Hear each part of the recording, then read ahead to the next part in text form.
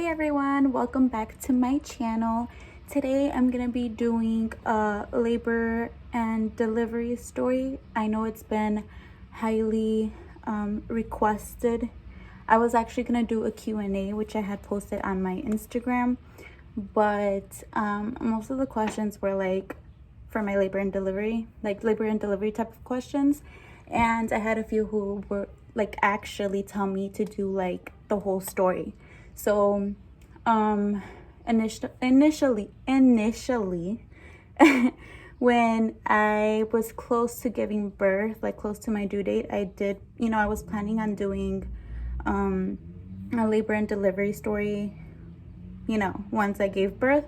But I kind of suck at telling stories, so I'm gonna try my best to like remember what happened, because that was like 3 months ago. Don't mind me if I'm looking out that way. It's a window, so like literally I could see the street from here. So I feel weird recording. I feel like everybody could see me. But I believe I was like 37 or 38 weeks. I believe 38, but then again, I never knew my exact like due date and stuff, because I forget things, and I forgot when I had my last period. So me and the doctors were like all trying to figure out, but basically they were going off of the baby size, since I couldn't remember my last period. So I believe I was like around 37, 38 weeks. So basically I was full term. I actually had an appointment, like a regular checkup. That day I was actually gonna get checked to see if I was dilated. I personally wanted to get checked just because I had a few contractions the weeks prior. But my midwife, because I was seeing my midwife, not like an actual doctor. So my midwife was telling me that, yeah, I'll check you if you want, but it's not necessary. We don't do it till like 39 weeks or so, like, closer to 40. So I was like, yeah, just check me. I've been having some contractions, so I want to see what's going on, other than them checking like the baby's heartbeat and stuff. And they had checked my blood pressure, which, backstory, I had high blood pressure like during the beginning of my pregnancy. But they weren't sure if it was just like if I had it my whole life. Well, not my whole life, but like before pre-pregnancy, if I had high blood pressure. But obviously, since I didn't go to the doctor often, I didn't ever think of like checking my blood pressure at home. I didn't know, so we were just assuming it was due to the pregnancy. So I was on special, like they were monitoring me very well to see if my blood pressure gets really high or whatnot, so that day that I went, so at the beginning, sorry, I have to like go back and tell you guys all the details, because if not, like it won't make sense. But at the beginning I had it pretty high. When I first went in, I believe I was like 4 or 5 weeks when I found out I was pregnant. I actually found out at the clinic, another story to that. But my blood pressure was actually high. And then they started giving me aspirin, baby aspirin, and that kind of like lowered my blood pressure. So during like the rest of that, I was pretty good with my blood pressures.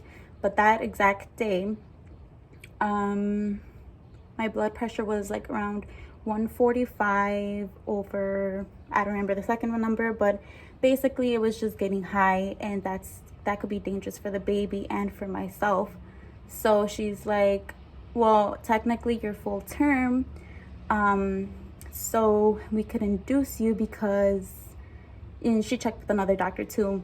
She said, because if it keeps going up, like that's super dangerous. So you want to get induced today? And I was like, at first I was like, yeah, but then I realized, I'm like, wait, what? Like, after she double checked with the doctor, I was like, hold up, like I'm gonna have my baby today.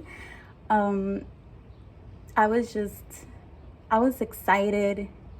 I wanted to cry because I was just so excited. I was nervous, But I was definitely ready to give birth. Not because I was extremely tired and stuff, which I was. You know, I had like the back pains, I was tired, I couldn't sleep anymore, but it wasn't that bad.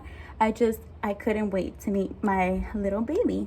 So I was like extremely excited. You know, she made me excited too. She's like, go home, eat something, because you won't be able to eat once you come in. So yeah, that's what I did. I went home. I was crying on my way home, because, you know, I was excited as hell. And then I texted my boyfriend like, it's time, but he was actually at work. But he thought I meant like I was giving birth like right there, like my water broke and stuff, but actually I was just getting induced. So I was like, wait, like it's time, but like it'll probably take a few days, because I knew inducing takes a while sometimes. So he's like, wow, I just left work, like, you know, he's like, it doesn't matter, whatever, like I'm excited. So I couldn't be at work either way. But yeah, so we all knew it was gonna take a few days, since inducing usually takes a while. So I went home. Once I got there, I settled in. The first thing they did was basically check to see if I was dilated, because she didn't check at the clinic since I was gonna go to the hospital. She's like, they're just gonna check you there. My hair's getting frizzy. Okay, so they're gonna check me there, and like, I don't know what was more painful, the contractions or when they check if you're dilated. For some reason, like if you watch the vlogs where they like do their labor and delivery vlogs, the girls look like they're in pain, but like it's whatever. It could be too, because after all, I wasn't even dilated, not even 1 centimeter. But that was the most, like, them checking to see if you're dilated is the most painful thing in the world. And obviously, as you go down, like as you go bigger in dilation, it doesn't hurt as much. But I would tell you guys, but then again, I don't want to be too like nasty on here. Just know it was painful as hell. So especially because I wasn't, like I said, I wasn't dilated at all, so you can imagine. So then they started giving me, I don't know, I think they gave me something else, and then they had to do Pitocin. They gave me a few things because I was just not dilating at all. So they had to do like a few levels of certain things, and they gave me different things. I don't remember the exact times, to be honest, of when things took place, because I wasn't paying attention at the time, and everything just went by. It went by so slow yet so fast at the same time. It's like the weirdest thing ever. So my mom was with me first, obviously, because she went with me, and then came in my boyfriend, and somewhere at the end, I guess my mother-in-law came in, or I don't know if they came together. I really don't remember anything. But yeah, so it was basically the whole time, it was my mom, my boyfriend, and my mother-in-law with me, which I'm so thankful for all three of them. They really, like, they gave me so much strength. Like, I don't know how I would have done it without them. I don't know what, like, this is gonna be an emotional video because I'm just so emotional, which I'll get to that in a bit. Now that I think of, like, you girls that are pregnant right now and that are gonna deliver soon, like with this this COVID thing, and you can't really have anyone with you, and if you do, it's just your, you know, you choose if your boyfriend or your mom. Like, I'm so thankful. I was right before this all started, and I was able to have, well, not in the delivery part, but I was able to have 3 people with me during my whole labor. I was going little by little, basically. So, you know, then I opened to 1, and then it was like 5, but in between all of those, it was like a few hours. So it wasn't like 1 hour is 1, the next hour was 5. It was like I was 1, and then 5 hours later I was 5, and stuff like that. Like I said, I don't remember the exact timing of things. During that whole time, I didn't feel anything. Nothing was hurting except when they checked to see if I was dilating. But I was getting contractions here and there, but they were teeny tiny contractions, kind of like the ones I was getting at home, which were nothing because, you know, I could bear them. They were kind of like, you know, like menstrual cramps. Props to girls that don't get the epidural at all. I don't know how you girls do it, so you guys are amazing. But especially with my high blood pressure, I was not risking anything. So I was like, if I could lessen the pain, I will. So I got the epidural pretty early because I heard if you get it too late, it might be too late to get it. So I did not want to risk that. So I got it, and I think that's when I started to really get emotional, because during the past few hours I was like, yes, I could do this, I'm excited, let's get this going, I'm gonna have my baby. But once we got to the epidural part, they told everybody to leave because, you know, you can't have anybody in there. So it's just me. I think they're the anesthesiologists, the ones that do the epidurals, and a nurse in front of me. Because the nurse basically has to hold you down because you can't move during the epidural. And I think I got emotional just because, you know, I had 3 of them in there with me, and then they finally left me by myself. And it was painful. The epidural was painful. I don't know. So I was just emotional, you know. But yeah, so I started crying while the nurse was holding me down, and I would look up at her, and she kind of looked like sad too. Like she didn't really want to look at me because like I was looking at her and crying, you know. So it hurt, but obviously if you compare it to everything else you go through, like the contractions that you get later on, and whether you're pushing or having C-section, like the epidural is nothing. But I mean, it does hurt. Moment when they're putting the epidural in, I was shaking, and it's like not just like little shivers, like it's like little shaking where you just can't like even control your body. So I was also scared because I'm like, what if, you know, I move, because you're not supposed to move during the epidural, and you know, but I was shaking, I couldn't handle it, and the nurse was holding me down, so I was just praying that nothing would go bad, you know. So after I got that, I was feeling fine. I think I was still shaky. I was shaky for most of the time. The main reason why I was getting the epidural a little bit early was because I wanted to eliminate the pain when I got checked to see if I was dilated, because like I said, that pain was like unbearable.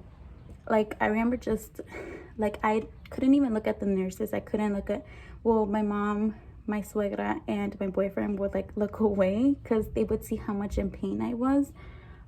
So I was just looking up at the ceiling every time I would get that dunk because I was just in so much pain when they did that.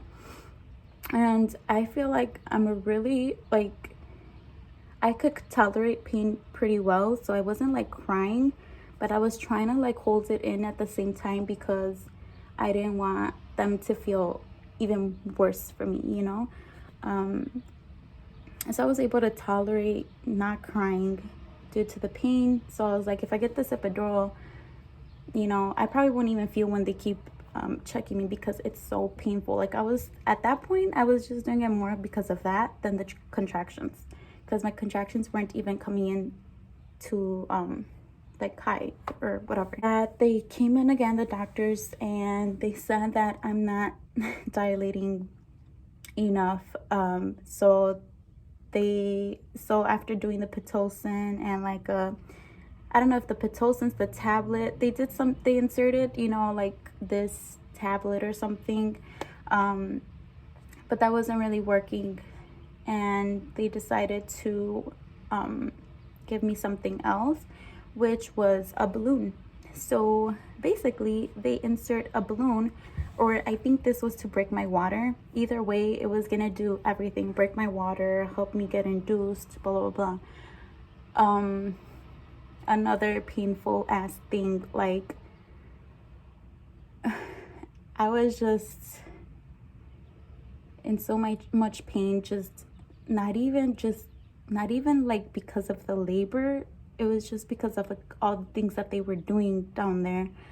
And I don't care what anybody says, it's such a traumatizing experience. Like, you could say it's the most beautiful experience ever, which, I mean, in a way it is, but then it's also really traumatizing. When they inserted the balloon, that hurt as much as when they were checking to see if I was dilated. I kind of remember what they said. It's basically literally a balloon. They put it up there, it starts inflating, and then it pops and your water breaks. Every step you could think of inducement, they did that on me. And even after all that, I still wasn't inducing enough. I realized it was like nighttime. Keep in mind, you can't eat anything. So literally for 36 hours, I just had ice chips. And that was another thing that was traumatizing, not being able to eat, because literally my mouth was the driest it has ever been.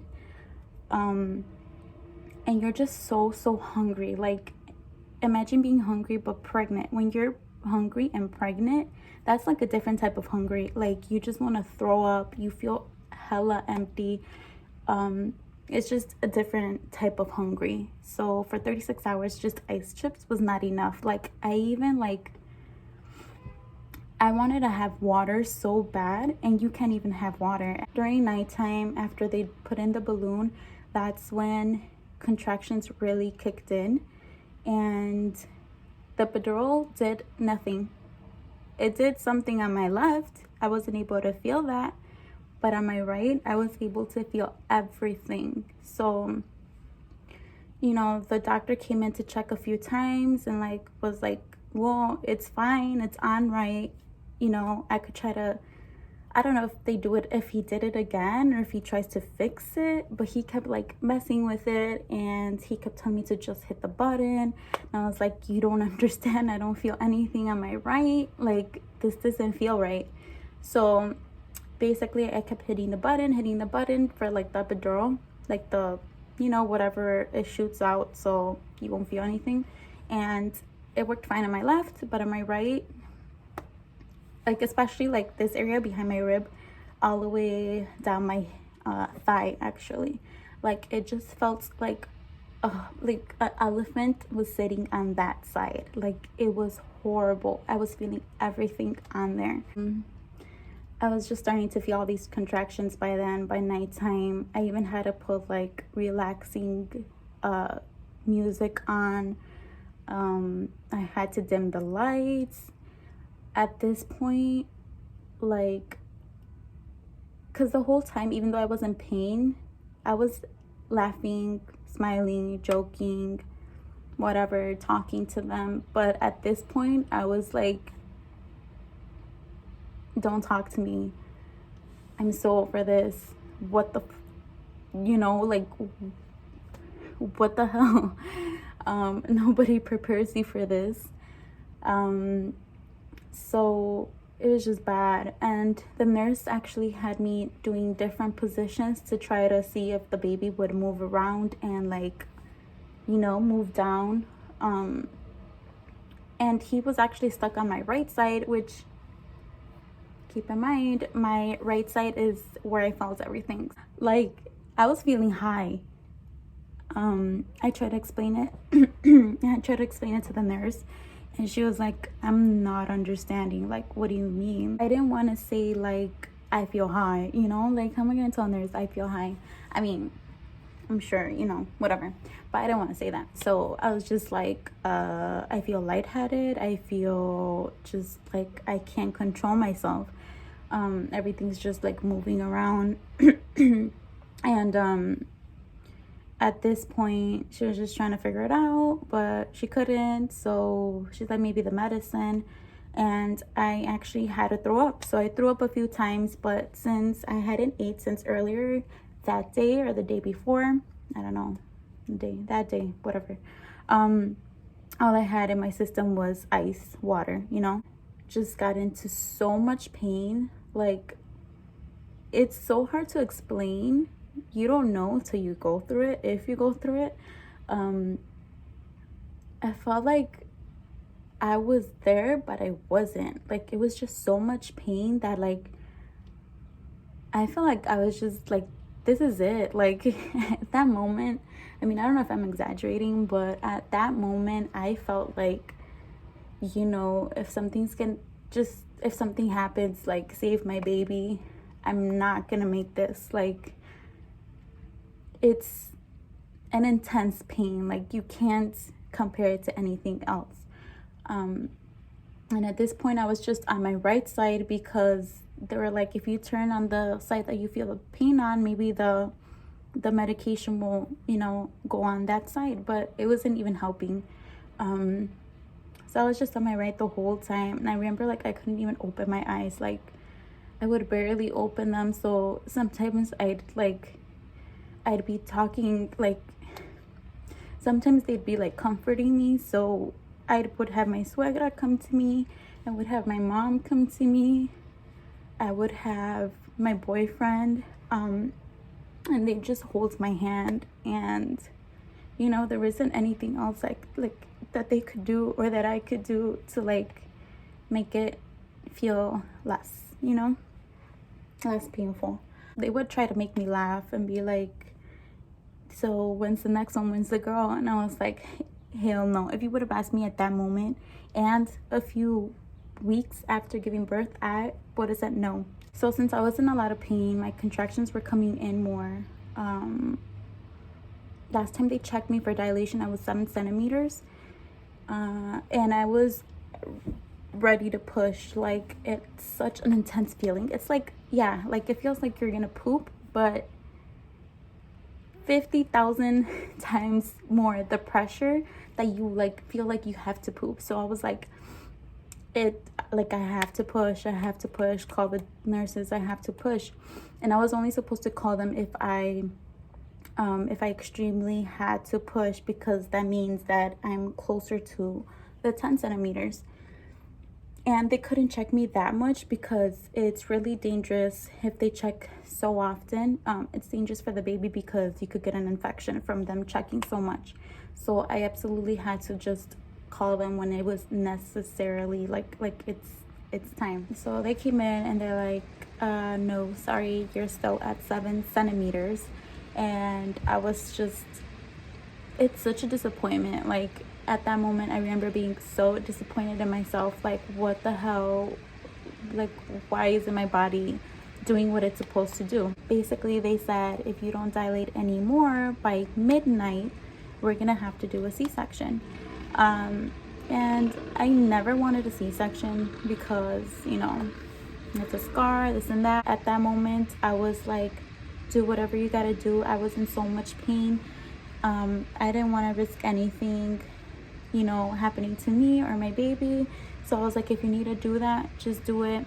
And then once it started getting closer to midnight, I was at a point where I'm like, I just want the C-section. Like, let's just get this over with.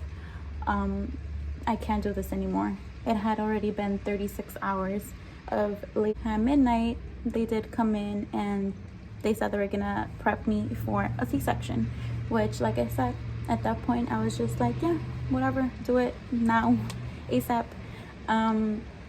So they were prepping me and everything. They took me out. They said only one person could go with me, which was my boyfriend. He ended up going with me. And at that moment, it was just such a scary feeling to me. It scares me, like, just thinking about surgeries and, like, I don't know. And as soon as I walk in, it's just like a white room with all these devices and stuff around me. And I was just getting so nervous, yet so excited at the same time, because I was going to meet my baby soon. And they said it was going to be quick, which it was. But the good thing is that I had my boyfriend there with me. And like I said, I don't know what I would have done without him, like, if he wasn't there. He brought me so much comfort, and he made sure I had my mind off of everything that was going on. So he kept talking to me throughout the process. You trying to like distract me, talking about like, like our baby's coming soon. So basically, once you're in there, they numb you literally from here down, or from here down. I forgot, but I couldn't feel my arms either. So they have to transfer you from the bed to the other, and I couldn't because I was extremely numb. So they were obviously helping me. They cover you with a sheet. The anesthesiologist that had initially given me the epidural was next to me the whole time on my left, and then my boyfriend on my right. And I don't know why, but he would tell me step by step what's going on. I was looking at my boyfriend like, I do not want to hear what the hell's going on. But at that moment I was just like, whatever. And my heart was racing so bad. And I left that out too, that my blood pressure was actually elevating super high on my last contractions. So sorry, I forgot that. So at that moment when my heart was racing, when they were doing the C-section, I was like, I'm sure my blood pressure is like at the highest it could get, because I was just extremely nervous. I was shaking again, but they tie your arms down and then you can't feel, it says you're not supposed to feel anything, but I felt a lot of pressure in my stomach, like so much pressure, especially at the end. And he even told me what they were doing, so I knew what was going on, and I felt what they were doing. Especially when they cut through because there's like 7 layers, I believe, that they cut through. When they were cutting through my uterus, it literally feels like they're like tugging at your skin insides, meats. I don't know, like you could literally feel it, like a tug, like a pressure pull. So I felt that, but it wasn't painful. Like obviously if they were to do it right now, maybe it'd be like, shit, this is painful. But after going through everything I did prior to that, I was like, this is just some pressure. Them getting the baby out, that was quick as hell. What takes longer is actually putting you back together, which that was like the longest 30 minutes or maybe less of my life. It just felt like forever, especially because my boyfriend was going over there to see, I mean, he would come to me too, but they told him to go look at the baby, so he was able to see the baby first. And like they were all talking because the baby was there and whatever. And that's the only thing that sucks about C-section. I think that's the other main reason that I didn't want a C-section, because I know you don't get to hold your baby as soon as he comes out. So that kind of like brought me down, that I wasn't there to see him right away. But when they took so you could literally feel like when they take the baby out of you, like I felt that, like it just felt like a big weight came out of me. And he started crying, and at that moment, like everything just changed. Like I feel like my life just changed in the snap. Like as soon as he came out, it's such a weird feeling. And I know I'm not the only one, because I've heard this from other people. So I started crying, and then they brought the baby next to me and my boyfriend, and I still couldn't hold him because my arms were like tied down. So but I was able to see him, and I was just so relieved that everything was done. It was done with. Well, so I thought. And after that, they closed me back up. They send us to a different room, which they just check me. They check the baby. They latched him on right away. At first, he was latching on pretty good. After that's a whole nother story. The baby had a little bit of jaundice, which we had to stay an extra day. Like just stay an extra day so we can make sure that he's fine. And they won't have to do like the little, like put him under the heat, which he was perfectly fine. But I was so anxious to go home, so I kept asking them if I could go home. And good thing I didn't, because that day that they were gonna check him another day, which like I said, he was okay after all. My blood pressure was the highest it has ever been, so I had to stay longer. And that's when I was basically like, for a while they didn't even call it what it is. They didn't diagnose me and tell me this is what you have. ended up getting preeclampsia. It's just not something good, especially if you're pregnant and you get that. Like, it's not good for your baby. But since I had already delivered him, it's not good for me. Like, you could get a seizure or a stroke from a preeclampsia, so you have to like treat it right away. And this whole time I felt fine. Like, it's not something that where you feel like, oh my god, I'm like dizzy or this hurts or that. They would even tell me like, are you stressing out? And at that point I was like so mad, because I'm like, stop asking if I'm stressing out. Like, I didn't feel any symptoms. It just, my blood pressure just was high, and so I ended up getting preeclampsia. And that's when they put me on magnesium, this other medication as well, basically trying to lower my blood pressure, and it just was not lowering enough. I had to stay like an extra 2-3 days, which was, it was pretty hard. That's when I started saying on Instagram, when I posted, to send prayers, because my baby was healthy, and I'm so happy that he was healthy, but I wasn't. And I didn't know what was gonna happen, because it just wasn't going down at all. They had to insert another IV, and they had bruised me everywhere. My veins, I was swollen, so swollen that my veins were like popping, I guess they said.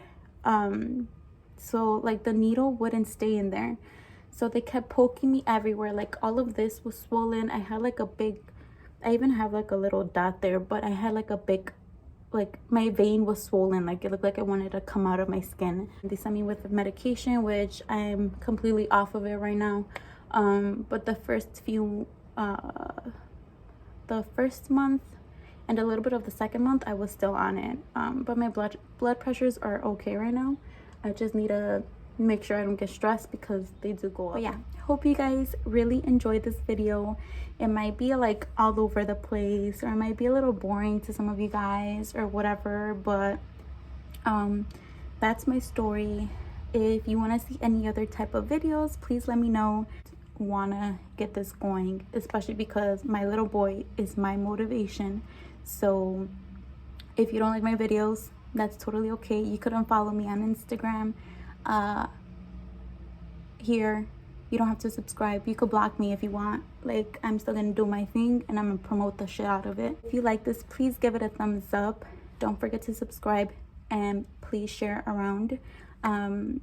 Maybe your friends and family will enjoy my videos as well. I would really appreciate it, and thank you so much for watching, guys.